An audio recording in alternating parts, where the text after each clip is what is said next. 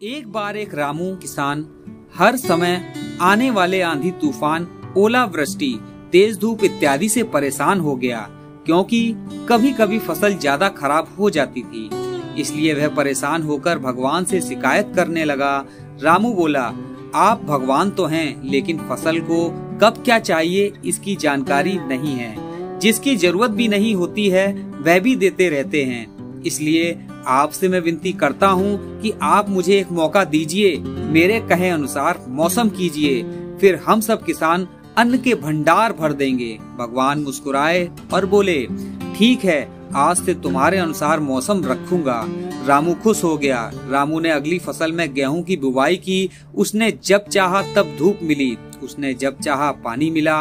पानी की तो उसने बिल्कुल कमी न आने दी। आंधी, बाढ़ और तेज धूप तो उसने आने ही नहीं दी। समय बीतने पर फसल बड़ी हुई।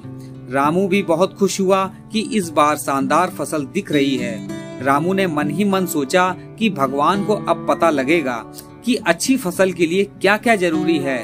फालतू में ही किसानों को परेशान करते रहते हैं। रामू फसल काटने के लिए खेत पहुंचा। गेहूं के पौधों की बालियों को जैसे ही हाथ लगाया तो उसके पैरों तले जमीन खिसक गई। उसने देखा कि किसी भी पौधे की बालियों में एक भी दाना न था। रामू दुखी हो गया और बोला, हे भगवान, ऐसा क्यों हुआ? क्योंकि मैंने तो सब कुछ सही किया और सही समय पर किया। इस पर भगवान बोले, हे प्रिय रामू, ऐसा तो होना ही था, क्योंकि तुमने इन पौधों को बिल्कुल भी संघर्ष नहीं करने दिया। इन्हें ना तो तेज धूप में तपने दिया, ना ही आंधी का सामना करने दिया। इन्हें किसी भी प्रकार की चुनौतियों का सामना नहीं करने दिया। इसलिए बाहर से भले ही अच्छे दिख रहे हों, लेकिन ये अंदर से बिल्कुल खोखले हैं। इनके अंदर कुछ भी दाने नहीं। पौधे जब विभिन्न चुनौतियों का सामना करते हैं तो उनमें ऊर्जा पैदा होती है। यह ऊर्जा उनके अंदर सही सामर्थ्य पैदा करती है जिसके लिए वह बने हैं। दोस्तों, ठीक इसी प्रकार जब तक इंसान संघर्ष से नहीं गुजरता है वह आदमी खोखला रह जाता है।